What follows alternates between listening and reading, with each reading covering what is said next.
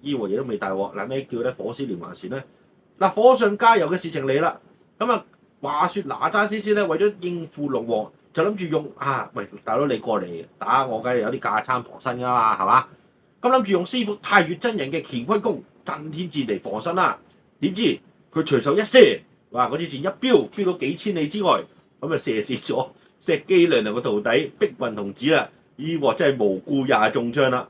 石機娘娘梗係上門問罪啦，揾到李靖同阿哪吒，哪吒就梗係唔認衰仔㗎，就諗住用乾坤圈打石機娘娘喎，點知個法寶就俾人沒收咗啦，自己仲差啲冇命，仲要太乙真人親自出馬調解。哪吒喺好短時間連續殺害咗3個有身份嘅神職人員，大罪啦大罪啦！東海龍宮公務員巡堂夜叉，天庭嘅高層龍王個親生仔三太子敖丙。骷髏山白骨洞嘅修仙弟子碧雲童子，呢個真係最無辜啦！嗱，呢啲已經唔係細路仔打交咁簡單，而係驚動天庭、挑起仙妖衝突嘅嚴重外交同刑事事件喎！哇！如果喺香港而家應該就判終身監禁㗎啦！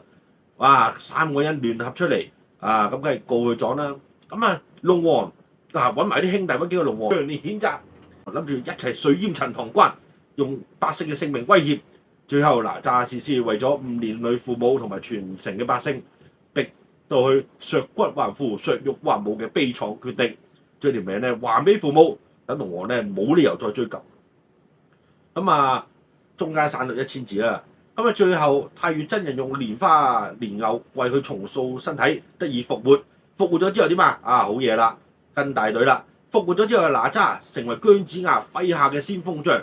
係上晝之戰，仲立下戰功，最後肉身成聖，進入封神系統。呢本書咧就將哪吒個人嘅反抗放入去武王伐紂呢個大型正義任務裏邊，等佢由一個問題兒童升級做跟大隊打大佬英雄啦。